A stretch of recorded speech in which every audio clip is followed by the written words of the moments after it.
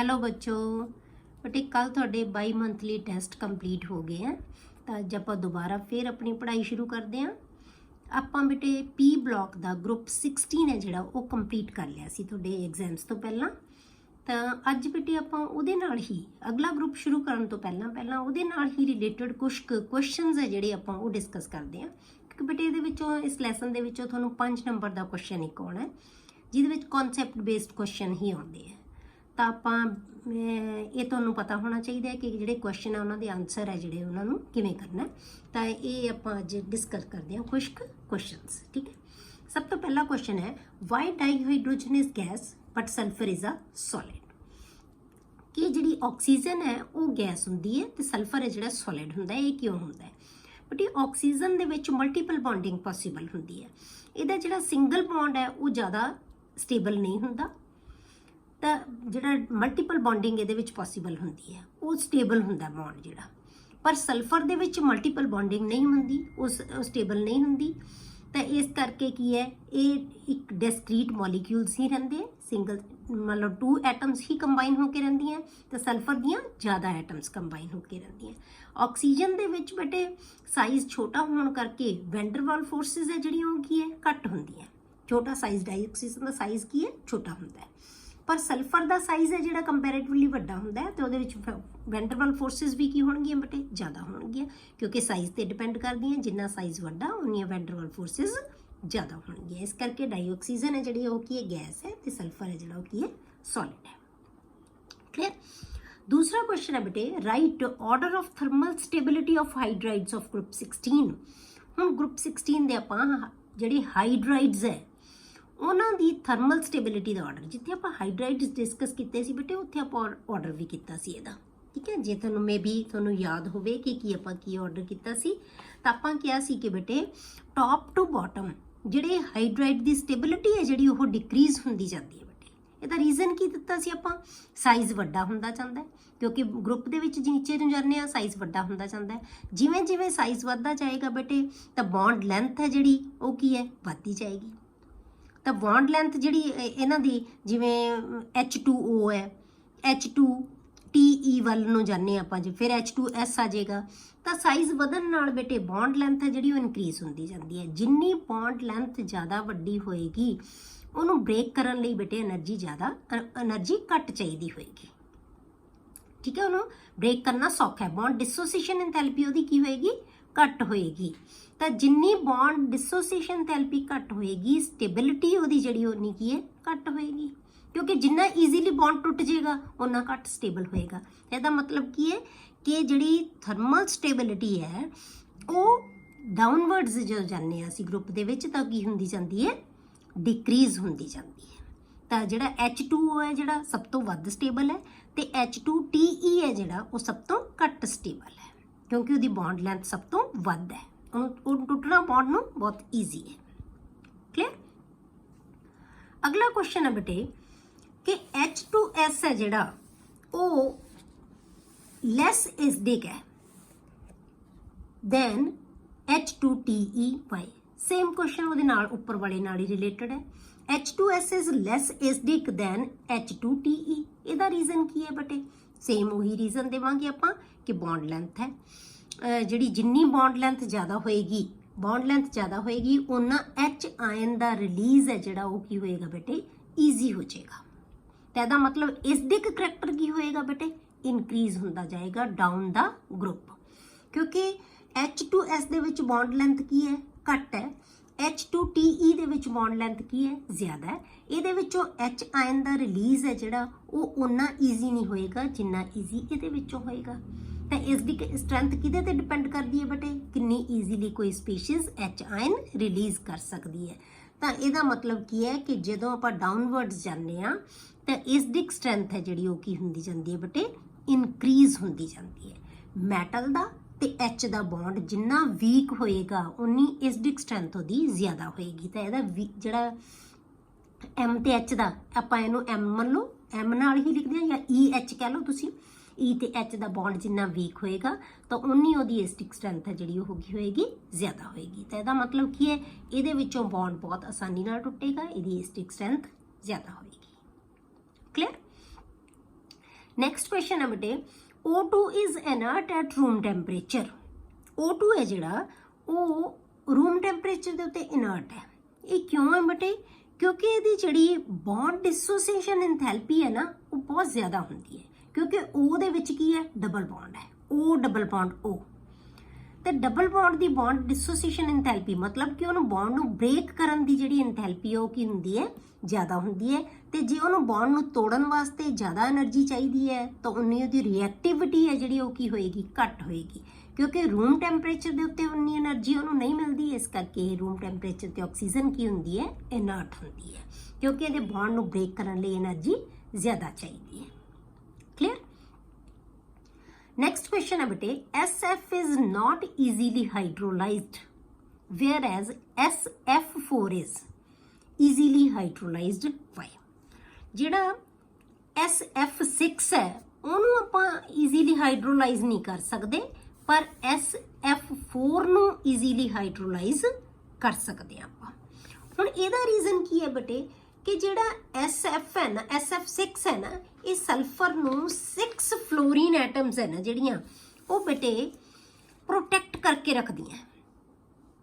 Sulphur ਨੂੰ protect ਕਰ ਲਈ ਹੈ ਕਿ ਕੋਈ ਵੀ ਬਾਹਰਲੀ ਸਪੀਸ਼ੀਜ਼ ਹੈ ਜਿਹੜੀ ਉਹਦੇ ਉੱਤੇ ਅਟੈਕ ਨਹੀਂ ਕਰ ਸਕਦੀ। ਠੀਕ ਹੈ, ਜਿਹੜਾ SF ਹੈ ਇਹ ਇਨਰਟ ਹੋ ਜਾਂਦਾ ਹੈ, ਇਹ ਇਨਰਟ ਗੈਸ ਕਹਿੰਦੇ ਆ ਆਪਾਂ ਇਹਨੂੰ, ਕਿਉਂਕਿ ਜਿਹੜੀ ਇਹਦੀ ਇਨਰਟਨੈਸ ਕਿਹਦੇ ਕਰਕੇ ਹੁੰਦੀ ਹੈ ਬੇਟੇ ਕਿ ਜਿਹੜੇ F ਹੈ ਨਾ 6 ਇਹਨੂੰ ਪ੍ਰੋਟੈਕਟ ਕਰ ਦਿੰਦੇ ਆ ਸਲਫਰ ਨੂੰ, ਮਤਲਬ ਕੋਈ ਬਾਹਰਲੀ ਸਪੀਸ਼ੀਜ਼ ਅਟੈਕ ਨਹੀਂ ਕਰ ਸਕੇਗੀ। ਕੋਈ ਵੀ ਰਿਐਕਸ਼ਨ ਹੈ ਜਿਹੜਾ ਉਹਨੂੰ ਪਰਮਿਟ ਨਹੀਂ ਕਰਦੇ ਕਿ ਕੋਈ ਚੀਜ਼ ਇਹਦੇ ਉੱਤੇ ਅਟੈਕ ਕਰ ਸਕੇ। ਤਾਂ ਇਸ ਕਰਕੇ ਕੀ ਹੈ, ਇਹਨੂੰ ਅਸੀਂ ਹਾਈਡਰੋਲਾਈਜ਼ ਨਹੀਂ ਕਰ ਸਕਦੇ, ਪਰ SF4 ਨੂੰ ਕਰ ਸਕਦੇ ਹਾਂ। ਕਿਉਂ? ਕਿਉਂਕਿ ਇਹਨੂੰ ਪ੍ਰੋਪਰਲੀ ਪ੍ਰੋਟੈਕਟ ਨਹੀਂ ਕਰ ਸਕਦੀ। 4 ਐਟਮਸ ਦੇ ਕੰਪੈਰੀਟਿਵਲੀ 6 ਐਟਮਸ ਇਹਨੂੰ ਪ੍ਰੋਟੈਕਟ ਕਰਦੀਆਂ। ਕਿਤੇ ਉਹਦੀ ਆਕਸੀਡੇਸ਼ਨ ਸਟੇਟ ਕੰਪਲੀਟ ਹੈ, ਹਾਇਰ ਆਕਸੀਡੇਸ਼ਨ ਸਟੇਟ ਦੇ ਵਿੱਚ ਇੱਥੇ ਆ ਜਾਂਦੀ ਹੈ S ਹੈ ਜਿਹੜਾ। ਠੀਕ ਹੈ, ਇਹਨੂੰ ਪ੍ਰੋਟੈਕਟ ਨਹੀਂ ਕਰ ਸਕਦੇ, ਇਸ ਕਰਕੇ ਇਹਦੇ ਉੱਤੇ ਜਿਹੜਾ ਅਟੈਕ ਹੈ ਉਹ ਆਸਾਨੀ ਨਾਲ ਹੋ ਸਕਦਾ ਹੈ, ਤੇ ਇਸ ਕਰਕੇ ਇਹਦੀ ਹਾਈਡਰੋਲਿਸਿਸ ਹੋ ਜਾਂਦੀ ਹੈ, ਪਰ ਇਹਦੀ ਹਾਈਡਰੋਲਿਸਿਸ ਨਹੀਂ ਹੁੰਦੀ। ਕਲੀਅਰ? ਅਗਲਾ ਹੈ ਬੇਟੇ H2S act only as reducing agent while SO2 can act both as oxidizing and reducing agent. Give reason. Very important question. ठीक है, ਤੇ H2S ਹੈ ਬੇਟੇ ਕੱਲਾ ਰਿਡਿਊਸਿੰਗ ਏਜੰਟ ਹੈ, ਇਹਦੀ ਤਰ੍ਹਾਂ ਬਿਹੇਵ ਕਰਦਾ ਹੈ, ਪਰ ਜਿਹੜਾ SO2 ਹੈ ਇਹ ਬੋਥ ਆਕਸੀਡਾਈਜ਼ਿੰਗ ਤੇ ਰਿਡਿਊਸਿੰਗ ਦੋਨੋਂ ਤਰ੍ਹਾਂ ਦੀ ਏਜੰਟਸ ਦੀ ਤਰ੍ਹਾਂ ਇਹ ਬਿਹੇਵ ਕਰ ਸਕਦਾ ਹੈ। ਹੁਣ ਇਹਦਾ ਰੀਜ਼ਨ ਆਪਾਂ ਕੀ ਦੇਵਾਂਗੇ ਬੇਟੇ? ਇਹਦਾ ਰੀਜ਼ਨ ਆਏਗਾ ਇਹਨਾਂ ਦੀ ਆਕਸੀਡੇਸ਼ਨ ਸਟੇਟ, ਕਿਉਂਕਿ ਰਿਡਿਊਸਿੰਗ ਕਰੈਕਟਰ ਤੇ ਆਕਸੀਡਾਈਜ਼ਿੰਗ ਕਰੈਕਟਰ ਕਿਹਦੇ ਤੇ ਡਿਪੈਂਡ ਕਰਦਾ ਬੇਟੇ? ਉਹਦੀ ਆਕਸੀਡੇਸ਼ਨ ਸਟੇਟ ਦੇ ਉੱਤੇ। ਹੁਣ ਜੇ ਆਪਾਂ H2S ਦੇ ਵਿੱਚ ਇਹਦੀ ਆਕਸੀਡੇਸ਼ਨ ਸਟੇਟ ਦੇਖੀਏ S ਦੀ ਤਾਂ ਕਿੰਨੀ ਆਏਗੀ? ਇਹ 2 ਪੋਜ਼ਿਟਿਵ ਹੈ, ਇਹਦਾ ਮਤਲਬ ਕੀ ਹੋ ਗਿਆ? ਇਹ 2 ਨੈਗੇਟਿਵ ਹੋ ਗਈ। ਦੀ ਆਕਸੀਡੇਸ਼ਨ ਸਟੇਟ ਕੀ ਹੋਗੀ? 2 ਨੈਗੇਟਿਵ। ਇੱਥੇ 2 ਨੈਗੇਟਿਵ 'ਚ ਹੈ। ਜੇ ਆਪਾਂ ਇੱਥੇ ਦੇਖੀਏ ਇਹਦੀ ਆਕਸੀਡੇਸ਼ਨ ਸਟੇਟ, ਇਹ 2 ਨੈਗੇਟਿਵ, 2 ਦੇ ਇੱਕ ਆਕਸੀਜਨ ਦੇ ਉੱਤੇ ਨੈਗੇਟਿਵ ਕਿੰਨਾ ਹੁੰਦਾ? 2, 2 ਦੇ ਉੱਤੇ ਕੀ ਹੈ? 4, ਤੇ ਇਹਦੀ ਕੀ ਆ ਗਈ? +4। ਤਾਂ ਇਹਦੀ ਆਕਸੀਡੇਸ਼ਨ ਸਟੇਟ ਕਿੰਨੀ ਹੈ ਇੱਥੇ? 4+ ਆ ਗਈ ਜਾਂ 4+ ਹੋ ਗਈ। ਠੀਕ ਹੈ, ਤਾਂ ਇਹਦੀ ਇੱਥੇ -2 ਹੈ, ਇੱਥੇ +4 ਹੈ। ਤਾਂ ਹੁਣ ਸਾਨੂੰ ਪਤਾ ਹੈ ਬੇਟੇ ਕਿ ਜਦੋਂ ਆਪਾਂ ਆਕਸੀਡੇਸ਼ਨ ਸਟੇਟ ਡਿਸਕਸ ਕੀਤਾ ਸੀ ਟੌਪਿਕ, ਤੇ ਉਦੋਂ ਆਪਾਂ ਡਿਸਕਸ ਕੀਤਾ ਸੀ ਕਿ ਇਸ ਗਰੁੱਪ ਦੀ ਮੈਕਸਿਮਮ ਆਕਸੀਡੇਸ਼ਨ ਸਟੇਟ ਹੈ, ਜਾਂ ਆਪਾਂ ਇਹ ਕਹਿ ਸਕਦੇ ਹਾਂ ਕਿ -2 ਤੋਂ ਲੈ ਕੇ +6 ਤੱਕ ਇਹਨਾਂ ਦੀਆਂ ਆਕਸੀਡੇਸ਼ਨ ਸਟੇਟਸ ਵੇਰੀ ਕਰ ਸਕਦੀਆਂ। ਠੀਕ ਹੈ, -2 ਤੋਂ ਲੈ ਕੇ ਆਪਾਂ ਗਿਆ ਸੀ +6 ਤੱਕ। ਤਾਂ ਇਹਦਾ ਮਤਲਬ ਕੀ ਹੈ ਬੇਟੇ ਕਿ ਇਸ ਕੰਪਾਊਂਡ ਦੇ ਵਿੱਚ S ਆਪਣੀ ਮਿਨੀਮਮ ਆਕਸੀਡੇਸ਼ਨ ਸਟੇਟ ਦੇ ਵਿੱਚ ਹੈ। ਘੱਟ ਤੋਂ ਘੱਟ ਕਿੰਨੀ ਹੋ ਸਕਦੀ ਹੈ? ਠੀਕ ਹੈ, ਇਹਦਾ ਮਤਲਬ ਇਸ ਤੋਂ ਘੱਟ ਤਾਂ ਹੋ ਨਹੀਂ ਸਕਦਾ, ਇਸ ਤੋਂ ਨੈਗੇਟਿਵ ਨਹੀਂ ਹੋ ਸਕਦਾ। ਇਹਦਾ ਮਤਲਬ ਇਹ ਇਲੈਕਟ੍ਰੋਨ ਗੇਨ ਨਹੀਂ ਕਰ ਸਕਦਾ ਹੋਰ, ਤੇ ਇਹ ਸਿਰਫ ਕੀ ਕਰ ਸਕਦਾ ਹੈ? ਲੂਜ਼ ਕਰ ਸਕਦਾ ਹੈ। ਤੇ ਜੇ ਸਿਰਫ ਲੂਜ਼ ਕਰ ਸਕਦਾ ਹੈ, ਇਹਦਾ ਮਤਲਬ ਇਹ ਆਪ ਆਕਸੀਡਾਈਜ਼ ਹੋ ਸਕਦਾ ਹੈ, ਆਪ ਰਿਡਿਊਸ ਨਹੀਂ ਹੋ ਸਕਦਾ। ਜੇ ਆਪ ਆਕਸੀਡਾਈਜ਼ ਹੋਏਗਾ ਤਾਂ ਇਹ ਰਿਡਿਊਸਿੰਗ ਏਜੰਟ ਦਾ ਹੀ ਕੰਮ ਕਰੇਗਾ। ਠੀਕ ਹੈ, ਤੇ ਕਿਸੇ ਨੂੰ ਇਲੈਕਟ੍ਰੋਨ ਦੇ ਹੀ ਸਕਦਾ ਹੈ, ਤਾਂ ਰਿਡਿਊਸ ਹੀ ਕਰ ਸਕਦਾ ਹੈ ਦੂਸਰੇ ਨੂੰ, ਇਸ ਕਰਕੇ ਇਹ ਰਿਡਿਊਸਿੰਗ ਏਜੰਟ ਹੈ, ਇਲੈਕਟ੍ਰੋਨ ਗੇਨ ਨਹੀਂ ਕਰ ਸਕਦਾ। ਤਾਂ ਇਹਦੀ ਮਿਨੀਮਮ ਆਕਸੀਡੇਸ਼ਨ ਸਟੇਟ ਹੋਣ ਕਰਕੇ ਇਹ ਸਿਰਫ ਰਿਡਿਊਸਿੰਗ ਏਜੰਟ ਦੀ ਤਰ੍ਹਾਂ ਹੀ ਬਿਹੇਵ ਕਰੇਗਾ। पर जे बेटे ਆਪਾਂ SO2 ਦੇ ਵਿੱਚ ਦੇਖੀਏ ਤਾਂ ਇੱਥੇ 4 ਆਕਸੀਡੇਸ਼ਨ ਸਟੇਟ ਦੇ ਵਿੱਚ ਹੈ। ਇਹਦਾ ਮਤਲਬ ਇਹਦੀ ਵਿੱਚ ਵਿਚਾਲੇ ਆਕਸੀਡੇਸ਼ਨ ਸਟੇਟ ਹੈ। ਇਹ ਆਪਣੀ ਆਕਸੀਡੇਸ਼ਨ ਨੂੰ ਸਟੇਟ ਨੂੰ ਘਟਾ ਵੀ ਸਕਦਾ ਹੈ, ਵਧਾ ਵੀ ਸਕਦਾ ਹੈ। ਘਟਾ ਕਿਵੇਂ ਸਕਦਾ ਹੈ? ਜੇ ਇਲੈਕਟ੍ਰੋਨ ਗੇਨ ਕਰ ਲੇ, 1 ਇਲੈਕਟ੍ਰੋਨ ਗੇਨ ਕਰ, 2 ਇਲੈਕਟ੍ਰੋਨ ਗੇਨ ਕਰ ਲੇ, 2 ਪੋਜ਼ਿਟਿਵ ਰਹਿ ਜਾਏਗੀ। ਠੀਕ ਹੈ, ਜੇ ਇਲੈਕਟ੍ਰੋਨ ਲੂਜ਼ ਕਰ ਦੇ ਤਾਂ ਫਿਰ ਕੀ ਹੈ? ਪੋਜ਼ਿਟਿਵ ਵੱਧ ਜਾਏਗੀ। ਮਤਲਬ ਕਿ ਇਲੈਕਟ੍ਰੋਨ ਇਹਦੀ ਆਕਸੀਡੇਸ਼ਨ ਸਟੇਟ ਹੈ ਜਿਹੜੀ ਉਹ ਇਨ ਬਿਟਵੀਨ ਹੈ। ਇਸ ਤੋਂ ਘਟ ਵੀ ਸਕਦੀ ਹੈ, ਇਸ ਤੋਂ ਵੱਧ ਵੀ ਸਕਦੀ ਹੈ। ਇਸ ਕਰਕੇ ਜਦੋਂ ਇਹ ਇਲੈਕਟ੍ਰੋਨ ਗੇਨ ਕਰੇਗਾ ਬੇਟੇ, ਆਕਸੀਡੇਸ਼ਨ ਸਟੇਟ ਘਟੇਗੀ, ਤਾਂ ਉਦੋਂ ਇਹ ਕੀ ਕਰੇਗਾ? ਆਪ ਰਿਡਿਊਸ ਹੋਏਗਾ, ਦੂਜੇ ਨੂੰ ਆਕਸੀਡਾਈਜ਼ ਕਰੇਗਾ। ਜਦੋਂ ਇਹਦੀ ਆਕਸੀਡੇਸ਼ਨ ਸਟੇਟ ਵਧੇਗੀ ਤਾਂ ਉਦੋਂ ਕੀ ਹੈ ਬੇਟੇ? ਇਹ ਇਲੈਕਟ੍ਰੋਨ ਲੂਜ਼ ਕਰੇਗਾ। ਜਦੋਂ ਲੂਜ਼ ਕਰੇਗਾ, ਆਪ ਆਕਸੀਡਾਈਜ਼ ਹੋਏਗਾ ਤਾਂ ਦੂਜੇ ਨੂੰ ਰਿਡਿਊਸ ਕਰੇਗਾ। ਉਹ ਉਦੋਂ ਰਿਡਿਊਸਿੰਗ ਏਜੰਟ ਦੀ ਤਰ੍ਹਾਂ ਬਿਹੇਵ ਕਰੇਗਾ। ਤਾਂ ਇਹ ਦੋਨੋਂ ਤਰ੍ਹਾਂ ਨਾਲ ਬਿਹੇਵ ਕਰ ਸਕਦਾ ਹੈ, ਕਿਉਂਕਿ ਇਹਦੀ ਆਕਸੀਡੇਸ਼ਨ ਸਟੇਟ ਵੱਧ ਵੀ ਸਕਦੀ ਹੈ ਤੇ ਘਟ ਵੀ ਸਕਦੀ ਹੈ। ਜਦੋਂ ਘਟੇਗੀ ਆਕਸੀਡੇਸ਼ਨ ਸਟੇਟ, ਉਦੋਂ ਇਹ ਆਕਸੀਡਾਈਜ਼ਿੰਗ ਏਜੰਟ ਹੋਏਗਾ। ਠੀਕ ਹੈ, ਜਦੋਂ ਇਹਦੀ ਆਕਸੀਡੇਸ਼ਨ ਸਟੇਟ ਵਧੇਗੀ ਉਦੋਂ ਇਹ ਰਿਡਿਊਸਿੰਗ ਏਜੰਟ ਹੋਏਗਾ। ਕਲੀਅਰ ਹੋ ਗਿਆ ਬੇਟੇ? ਬਹੁਤ ਜ਼ਿਆਦਾ ਇੰਪੋਰਟੈਂਟ ਕੁਐਸਚਨ ਹੈ ਇਹ। ਅਗਲਾ ਕੁਐਸਚਨ ਹੈ ਬੇਟੇ, give the chemical formulae of the following. ਇਹਦੇ ਵਿੱਚੋਂ ਵੀ ਬੇਟੇ ਇੱਕ ਫਾਰਮੂਲਾ ਕੋਈ ਨਾ ਕੋਈ ਹਰੇਕ ਸਾਲ, ਜਿਵੇਂ ਇਸ ਸਾਲ ਵੀ ਓਲੀਅਮ ਦਾ ਕੈਮੀਕਲ ਫਾਰਮੂਲਾ ਆਇਆ ਹੋਇਆ ਸੀ ਕਿ ਓਲੀਅਮ ਦਾ ਕੈਮੀਕਲ ਫਾਰਮੂਲਾ 1 ਨੰਬਰ ਦੇ ਵਿੱਚ ਕੁਐਸਚਨ ਆਉਂਦਾ ਤੁਹਾਨੂੰ ਕਿ ਇਹਨਾਂ ਦੇ ਵਿੱਚੋਂ ਇਹ ਦੋ ਤਿੰਨ ਨਹੀਂ ਹੈ, ਬਸ ਉਹਨਾਂ ਚੋਂ ਹੀ ਰਿਪੀਟ ਹੁੰਦਾ ਰਹਿੰਦਾ ਕੁਐਸਚਨ। ਓਲੀਅਮ ਦਾ ਇਸ ਵਾਰੀ ਆਇਆ ਹੋਇਆ ਸੀ। Give chemical formulae of the following. Oleum ਦਾ ਕੀ ਫਾਰਮੂਲਾ ਹੈ, ਕਾਰੋਜ਼ ਐਸਿਡ ਦਾ ਕੀ ਫਾਰਮੂਲਾ ਹੈ, ਤੇ ਉਸ ਤੋਂ ਬਾਅਦ ਆ ਗਿਆ ਤੁਹਾਡੇ ਕੋਲੇ ਮਾਰਸ਼ਲ ਐਸਿਡ ਹੈ ਜਿਹੜਾ, ਉਹਦਾ ਕੀ ਫਾਰਮੂਲਾ ਹੈ। ਠੀਕ ਹੈ, ਹੁਣ ਇਹਨਾਂ ਸਾਰਿਆਂ ਦੇ ਆਪਾਂ ਜਿਹੜੇ ਫਾਰਮੂਲੇ ਜਿਹੜੇ ਉਹ ਆਪਾਂ ਲਿਖਣੇ ਹੈ। ਠੀਕ ਹੈ, ਤਾਂ ਹੁਣ ਤੁਹਾਡੇ ਕੋਲੇ ਪਹਿਲਾਂ ਬੇਟੇ ਆਪਾਂ ਓਲੀਅਮ ਦਾ ਫਾਰਮੂਲਾ ਲਿਖਾਂਗੇ। ਓਲੀਅਮ ਦਾ ਫਾਰਮੂਲਾ ਕੀ ਹੁੰਦਾ? ਤੁਹਾਨੂੰ ਯਾਦ ਹੋਏਗਾ ਸਲਫਿਊਰਿਕ ਐਸਿਡ ਦੀ ਆਪਾਂ ਪ੍ਰੈਪਰੇਸ਼ਨ ਕੀਤੀ ਸੀ ਤਾਂ ਉੱਥੇ ਪਹਿਲਾਂ ਓਲੀਅਮ ਬਣਦਾ ਹੈ। ਤਾਂ ਕੀ ਸੀ ਉਹ? H2S2O7। ਠੀਕ ਹੈ, ਇੱਥੇ ਆਪਾਂ ਕੀ ਲਿਖ ਦਾਂਗੇ? ਇਹਦਾ ਫਾਰਮੂਲਾ ਕੀ ਹੋਏਗਾ? H2S2O7। H2S2O7। ਠੀਕ ਹੈ, ਦੂਸਰਾ ਆ ਗਿਆ ਬੇਟੇ ਕਾਰੋਜ਼ ਐਸਿਡ। ਕਾਰੋਜ਼ ਐਸਿਡ ਹੈ ਜਿਹੜਾ, ਇਹਦਾ ਫਾਰਮੂਲਾ ਕੀ ਹੈ? ਇਹ ਤੁਹਾਨੂੰ ਯਾਦ ਹੋਏਗਾ, ਮੈਂ ਤੁਹਾਨੂੰ ਦੱਸੇ ਸੀ ਉਦੋਂ ਫਾਰਮੂਲੇ ਜਦੋਂ ਆਪਾਂ ਪੜ੍ਹ ਰਹੇ ਸੀ। ਠੀਕ ਹੈ, ਆਕਸੋ ਐਸਿਡਸ ਕਰ ਰਹੇ ਸੀ ਇਹਦੇ। ਤਾਂ ਇਹਦਾ ਫਾਰਮੂਲਾ ਕੀ ਹੈ ਬੇਟੇ? H2SO5। H2SO5 ਇਹਨੂੰ ਕਹਿੰਦੇ ਅਸੀਂ ਕਾਰੋਜ਼ ਐਸਿਡ। ਉਸ ਤੋਂ ਬਾਅਦ ਆ ਗਿਆ ਬੇਟੇ ਤੁਹਾਡੇ ਕੋਲੇ ਮਾਰਸ਼ਲ ਐਸਿਡ। ਮਾਰਸ਼ਲ ਐਸਿਡ ਕੀ ਹੈ? ਜੇ ਆਪਾਂ ਵਾਟਰ ਮੋਲੀਕਿਊਲ ਰਿਮੂਵ ਨਹੀਂ ਕਰਦੇ ਇਸ 2 ਮੋਲੀਕਿਊਲਸ ਦੇ ਵਿੱਚੋਂ ਤਾਂ H2S2O8 ਉਹਨੂੰ ਕਹਿੰਦੇ ਆ ਅਸੀਂ ਮਾਰਸ਼ਲ ਐਸਿਡ। ਤਾਂ ਇਹ ਕੀ ਆਏਗਾ? H2S2O8। ਤਾਂ ਇਹਨਾਂ ਦੇ ਫਾਰਮੂਲੇ ਬੇਟੇ ਜਿਹੜੇ ਇਹੀ ਇੰਪੋਰਟੈਂਟ ਹੈ, ਇਹਨਾਂ ਨੂੰ ਤੁਸੀਂ ਯਾਦ ਰੱਖਣਾ। Oleum H2S2O7, Caro's acid H2SO5 and Marshall's acid H2S2O8। Clear? ਅਗਲਾ ਕੁਐਸਚਨ ਹੈ ਬੇਟੇ, why SF6 is used as electrical insulator? Explain। ਕਿ SF6 ਨੂੰ ਅਸੀਂ ਇਲੈਕਟ੍ਰੀਕਲ ਇਨਸੂਲੇਟਰ ਦੀ ਤਰ੍ਹਾਂ ਅਸੀਂ ਯੂਜ਼ ਕਰਦੇ ਹਾਂ ਇਹਦਾ ਰੀਜ਼ਨ ਕੀ ਹੈ ਬੇਟੇ?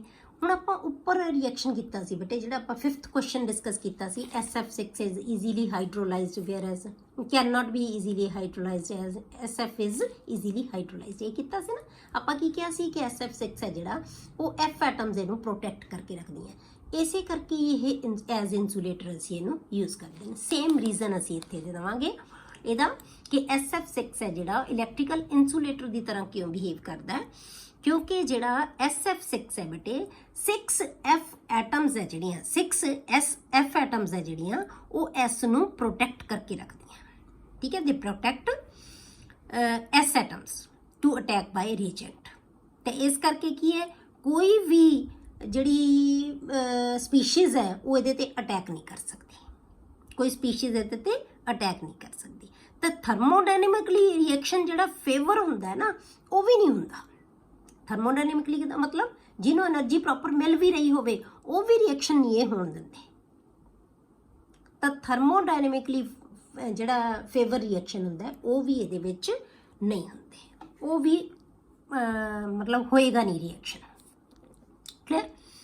ਅਗਲਾ ਕੁਐਸਚਨ ਹੈ ਬੇਟੇ, what happens when concentrated H2SO4 is added to calcium fluoride? ਕਿ ਜਦੋਂ ਅਸੀਂ ਕਨਸੈਂਟਰੇਟਡ H2SO4 ਹੈ ਨਾ ਉਹ ਕੈਲਸ਼ੀਅਮ ਫਲੋਰਾਈਡ ਦੇ ਵਿੱਚ ਪਾਉਂਦੇ ਆ।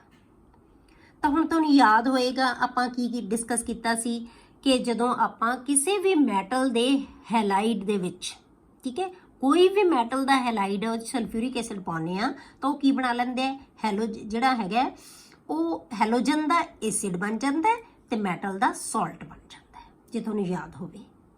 ਠੀਕ ਹੈ, ਤਾਂ ਆਪਾਂ ਕੀ ਕੀਤਾ ਸੀ, MX, ਆਪਾਂ MX ਲਿਆ ਸੀ, MX ਪਲਸ ਸਲਫਿਊਰਿਕ ਐਸਿਡ, ਤਾਂ ਉਹਨੇ ਕੀ ਬਣਾਇਆ ਸੀ, HX ਬਣ ਜਾਂਦਾ ਸੀ ਤੇ M ਦਾ ਸਲਫੇਟ ਬਣ ਗਿਆ ਸੀ, ਇਹ ਬਣਾਇਆ ਸੀ ਨਾ। ਤਾਂ ਹੁਣ ਸਾਡੇ ਕੋਲੇ MX ਦੀ ਥਾਂ ਤੇ ਕੀ ਹੈ, ਕੈਲਸ਼ੀਅਮ ਫਲੋਰਾਈਡ ਹੈ, CaF ਹੈ। ਤਾਂ CaF ਦੇ ਵਿੱਚ ਸਲਫਿਊਰਿਕ ਐਸਿਡ ਪਾਵਾਂਗੇ ਤਾਂ ਬੇਟੇ ਕੀ ਬਣੇਗਾ, ਇਹ ਕੈਲਸ਼ੀਅਮ ਦਾ ਸਲਫੇਟ ਬਣ ਜਾਏਗਾ ਤੇ ਹਾਈਡਰੋਜਨ ਫਲੋਰਾਈਡ ਬਣ ਜਾਏਗਾ, HF ਪਲਸ CaSO4। ਕਲੀਅਰ, ਆਪਣੇ ਆਪ ਲਈ ਐਕਸ਼ਨ ਲਿਖਣਾ ਹੈ ਤੁਸੀਂ। ਤਾਂ ਕੀ ਬਣੇਗਾ, CaF, ਜਿਹੜਾ CaF ਦੇ ਵਿੱਚ ਆਪਾਂ ਪਾਵਾਂਗੇ ਸਲਫਿਊਰਿਕ ਐਸਿਡ ਤਾਂ ਕੀ ਬਣ ਜਾਏਗਾ, CaSO4 ਪਲਸ HF, ਤੁਹਾਨੂੰ ਬੈਲੈਂਸ ਕਰ ਲੈਣਾ ਇਕੁਏਸ਼ਨ। ਕਲੀਅਰ। ਅਗਲਾ ਕੁਐਸਚਨ ਹੈ ਬੇਟੇ, SO3 is passed through water. ਜਦੋਂ ਆਪਾਂ SO3 ਦੇ ਵਿੱਚੋਂ ਵਾਟਰ ਪਾਸ ਕਰਦੇ ਹਾਂ, ਠੀਕ ਹੈ, ਤਾਂ ਉਹਦੇ ਵਿੱਚ ਕੀ ਹੁੰਦਾ ਬੇਟੇ, ਇਹ ਸਲਫਿਊਰਿਕ ਐਸਿਡ ਬਣਾ ਲੈਂਦਾ ਹੈ, ਸਲਫਿਊਰਿਕ ਐਸਿਡ ਇਜ਼ ਫਾਰਮਡ। ਜਦੋਂ ਆਪਾਂ SO3 ਦੇ ਵਿੱਚੋਂ ਪਾਣੀ ਹੈ ਜਿਹੜਾ ਜਾਂ ਵਾਟਰ ਹੈ ਜਿਹੜਾ ਉਹ ਪਾਸ ਕਰਦੇ ਹਾਂ ਤਾਂ ਫਿਰ ਕੀ ਹੋਏਗਾ, ਵਾਟਰ ਦੇ ਵਿੱਚੋਂ ਆਪਾਂ SO3 ਹੈ ਜਿਹੜਾ ਉਹ ਪਾਸ ਕਰਦੇ ਹਾਂ ਤਾਂ ਫਿਰ ਕੀ ਹੈ, ਇਹ ਕੀ ਬਣਾ ਲੈਂਦਾ ਹੈ, H2SO4। ਠੀਕ ਹੈ, ਉਸ ਤੋਂ ਬਾਅਦ ਬੇਟੇ ਅਗਲਾ ਕੁਐਸਚਨ ਹੈ ਤੁਹਾਡਾ, SF6 is known but SCl is not known, give reason। SF6 ਤਾਂ ਹੁੰਦਾ ਹੈ, ਇਹ ਤਾਂ ਕੰਪਾਊਂਡ ਹੈਗਾ, ਸਟੇਬਲ ਕੰਪਾਊਂਡ ਹੈ, but SCl6 is not known। ਹੁਣ ਇਹਦਾ ਰੀਜ਼ਨ ਕੀ ਦੇਵਾਂਗੇ ਬੇਟੇ ਆਪਾਂ, ਇਹਦੇ ਵਿੱਚ ਕੀ ਆਏਗਾ ਕਿ ਜਿਹੜਾ Cl ਹੈ ਨਾ ਇਹਦਾ ਸਾਈਜ਼ ਕੀ ਹੁੰਦਾ, ਬਹੁਤ ਵੱਡਾ ਹੁੰਦਾ ਹੈ ਐਜ਼ ਕੰਪੇਅਰ ਟੂ F। ਤਾਂ ਇਸ ਕਰਕੇ ਛੋਟੇ F ਜਿਹੜੇ 6F ਹੈ ਉਹ ਤਾਂ ਇਹਨੂੰ ਸਪੋਰਟ ਕਰਦੇ ਹੈ, ਉਹ ਤਾਂ ਇਹਦੇ ਅਰੇਂਜ ਹੋ ਜਾਂਦੇ ਇਹਦੇ ਨਾਲ, ਪਰ Cl ਹੈ ਜਿਹੜਾ ਉਹ 6 ਇਹਦੇ ਨਾਲ ਅਟੈਚ ਨਹੀਂ ਹੋ ਸਕਦੇ।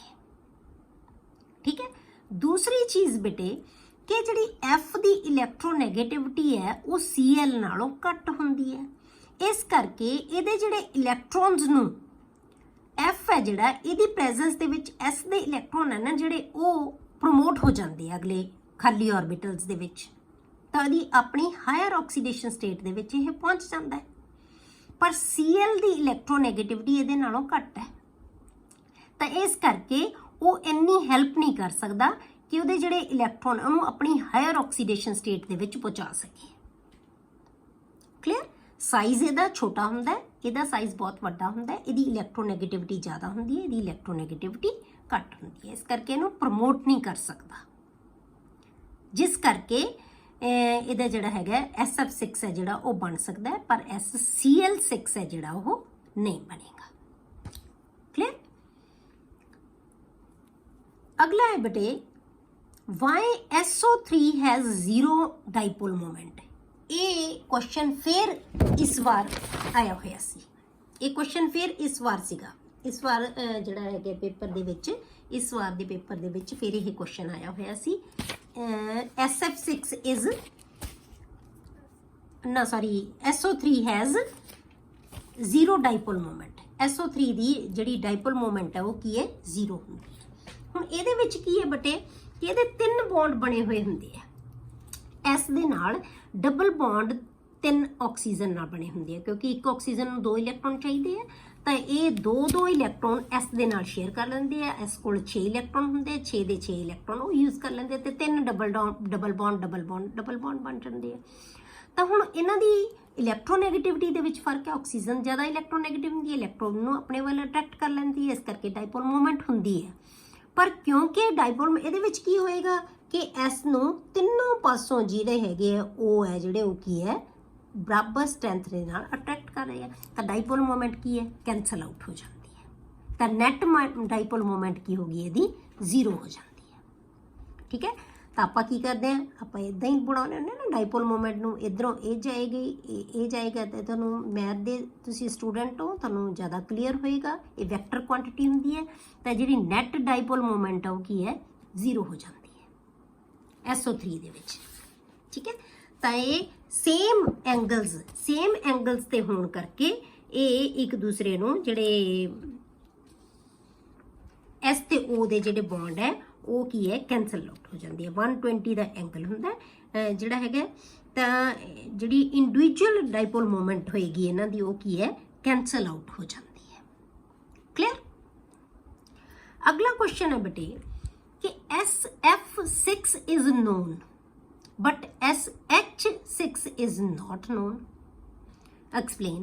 ਹੁਣ ਆਪਾਂ ਉੱਪਰ ਕਿਹਾ ਸੀ SF6 ਤੇ SCl6, ਆਪਾਂ ਕਿਹਾ ਸੀ ਕਿ SF ਦਾ ਸਾਈਜ਼ ਛੋਟਾ ਹੁੰਦਾ, F ਦਾ ਸਾਈਜ਼ ਛੋਟਾ ਹੁੰਦਾ ਹੈ, ਇਸ ਕਰਕੇ ਅਰੇਂਜ ਹੋ ਜਾਂਦੇ ਆ, ਤੇ Cl ਦਾ ਸਾਈਜ਼ ਵੱਡਾ ਹੁੰਦਾ ਹੈ, ਇਸ ਕਰਕੇ ਨਹੀਂ ਆ ਸਕਦੇ। ਪਰ H ਦਾ ਸਾਈਜ਼ ਤਾਂ ਬਹੁਤ ਛੋਟਾ ਹੁੰਦਾ ਹੈ। ਪਰ ਆਪਾਂ ਨਾਲ ਦੂਜਾ ਇੱਕ ਰੀਜ਼ਨ ਹੋਰ ਦਿੱਤਾ ਸੀ ਬੇਟੇ ਕਿ F ਦੀ ਇਲੈਕਟ੍ਰੋਨੈਗੇਟਿਵਿਟੀ ਕਲੋਰੀਨ ਨਾਲੋਂ ਵੀ ਜ਼ਿਆਦਾ ਹੁੰਦੀ ਹੈ, ਇਸ ਕਰਕੇ ਉਹਦੇ ਜਿਹੜੇ S ਦੇ ਇਲੈਕਟ੍ਰੋਨ ਹੈ ਉਹ ਪ੍ਰਮੋਟ ਕਰ ਸਕਦਾ ਹੈ, ਉਹਦੀ ਆਕਸੀਡੇਸ਼ਨ ਸਟੇਟ ਨੂੰ ਹਾਇਰ ਲੈ ਕੇ ਜਾ ਸਕਦਾ ਹੈ। ਪਰ SF ਤੇ SH ਦੇ ਵਿੱਚ ਇਹ ਡਿਫਰੈਂਸ ਆਏਗਾ ਇਲੈਕਟ੍ਰੋਨੈਗੇਟਿਵਿਟੀ ਦਾ, ਕਿਉਂਕਿ F is electronegative but H ਹੈ ਜਿਹੜਾ ਉਹ ਇਲੈਕਟ੍ਰੋਨੈਗੇਟਿਵ ਨਹੀਂ ਹੁੰਦਾ। ਇਹਦੇ ਇਲੈਕਟ੍ਰੋਨਸ ਨੂੰ ਪ੍ਰਮੋਟ ਕਰਨ ਦੇ ਵਿੱਚ ਜਿਹੜੀ ਫਲੋਰੀਨ ਹੈ ਉਹ ਈਜ਼ੀਲੀ ਜਿਹੜੀ ਹੈਗੀ ਹੈ ਇਲੈਕਟ੍ਰੋਨ ਦੀ ਪ੍ਰਮੋਸ਼ਨ ਕਰ ਸਕਦੀ ਹੈ, S ਦੇ ਇਲੈਕਟ੍ਰੋਨ ਦੀ ਪ੍ਰਮੋਸ਼ਨ ਕਰ ਸਕਦੀ ਹੈ। ਪਰ H ਹੈ ਜਿਹੜਾ ਉਹ ਇਲੈਕਟ੍ਰੋਨੈਗੇਟਿਵ ਨਹੀਂ ਹੁੰਦਾ, ਇਹ S ਦੇ ਇਲੈਕਟ੍ਰੋਨ ਨੂੰ ਖਾਲੀ ਔਰਬਿਟਲਸ ਦੇ ਵਿੱਚ ਪ੍ਰਮੋਟ ਨਹੀਂ ਕਰ ਸਕਦੀ। ਠੀਕ ਹੈ, ਆਪਾਂ ਜਦੋਂ ਔਰਬਿਟਲ ਪਿਕਚਰਸ ਬਣਾ ਕੇ ਦਿਖਾਈਆਂ ਸੀ ਕਿ ਜਦੋਂ 2 ਆਕਸੀਡੇਸ਼ਨ ਸਟੇਟ ਹੁੰਦੀ ਹੈ, ਫਿਰ 4 ਹੋ ਜਾਂਦੀ ਹੈ, ਫਿਰ 6 ਹੋ ਜਾਂਦੀ ਹੈ, ਜਦੋਂ 2 ਇਲੈਕਟ੍ਰੋਨ ਮੂਵ ਹੋ ਜਾਂਦੇ ਹੈ, ਫਿਰ ਅਗਲਾ ਇਲੈਕਟ੍ਰੋਨ ਮੂਵ ਹੋ ਜਾਂਦਾ, ਅਗਲਾ ਇਲੈਕਟ੍ਰੋਨ ਮੂਵ ਹੋ ਜਾਂਦਾ, ਸਾਰਿਆਂ ਦੇ ਵਿੱਚ ਸਿੰਗਲ ਇਲੈਕਟ੍ਰੋਨ ਆ ਜਾਂਦੇ ਆ, ਤਾਂ ਉਦੋਂ ਦੀ ਆਕਸੀਡੇਸ਼ਨ ਸਟੇਟ ਕਿੰਨੀ ਹੋ ਜਾਂਦੀ ਹੈ, 6 ਹੋ ਜਾਂਦੀ ਹੈ। ਤਾਂ F ਇਲੈਕਟ੍ਰੋਨੈਗੇਟਿਵ ਹੋਣ ਕਰਕੇ S ਦੇ ਇਲੈਕਟ੍ਰੋਨਸ ਨੂੰ ਖਾਲੀ ਔਰਬਿਟਲ ਦੇ ਵਿੱਚ ਪ੍ਰਮੋਟ ਕਰਨ ਦੇ ਵਿੱਚ ਹੈਲਪ ਕਰਦੀ ਹੈ, ਕਿਉਂਕਿ ਇਹਦੀ ਟੈਂਡੈਂਸੀ ਹੈ ਨਾ ਕਿ ਇਲੈਕਟ੍ਰੋਨ ਨਾਲ ਸ਼ੇਅਰ ਬਹੁਤ ਛੇਤੀ ਕਰ ਸਕਦੀ ਹੈ ਇਲੈਕਟ੍ਰੋਨੈਗੇਟਿਵ ਜ਼ਿਆਦਾ ਹੋਣ ਕਰਕੇ। ਪਰ H ਇਹ ਕੰਮ ਨਹੀਂ ਕਰ ਸਕਦਾ, ਸਾਈਜ਼ ਭਾਵੇਂ ਇਹਦਾ ਵੀ ਛੋਟਾ ਹੈ, ਪਰ H ਹੈ ਜਿਹੜਾ ਉਹ ਇਲੈਕਟ੍ਰੋਨੈਗੇਟਿਵ ਨਹੀਂ ਹੁੰਦਾ, ਤਾਂ ਇਸ ਕਰਕੇ S ਦੇ ਇਲੈਕਟ੍ਰੋਨ ਨੂੰ ਪ੍ਰਮੋਟ ਕਰਨ ਦੇ ਵਿੱਚ ਹੈਲਪ ਨਹੀਂ ਕਰਦਾ, ਇਸ ਕਰਕੇ SH6 ਹੈ ਜਿਹੜਾ ਉਹ ਨਹੀਂ ਬਣੇਗਾ। ਕਲੀਅਰ ਹੋ ਗਿਆ ਕਿ ਆਪਾਂ ਇਹਦੀ ਰੀਜ਼ਨ ਕੀ ਦੇਣਾ, ਇਹਦੀ ਇਲੈਕਟ੍ਰੋਨੈਗੇਟਿਵਿਟੀ। ਕਲੀਅਰ। ਉਸ ਤੋਂ ਬਾਅਦ ਆਗੇ ਬੇਟੇ why is Ka2 is less than Ka1 for H2SO4 in water।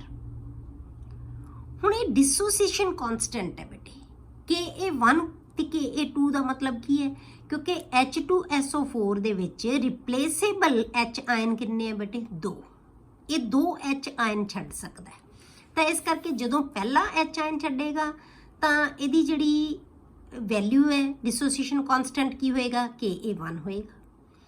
ਜਦੋਂ ਇਹ ਦੂਸਰਾ ਇਲੈਕਟ੍ਰੋਨ ਛੱਡੇਗਾ ਤਾਂ ਉਦੋਂ ਇਹਦੀ ਜਿਹੜੀ ਡਿਸੋਸੀਏਸ਼ਨ ਕਾਂਸਟੈਂਟ ਹੈ ਉਹ ਕੀ ਹੋਏਗਾ ਬੇਟੇ, Ka2 ਹੋਏਗਾ, ਉਦੋਂ ਕੀ ਹੋਏਗਾ, Ka2 ਹੋਏਗਾ।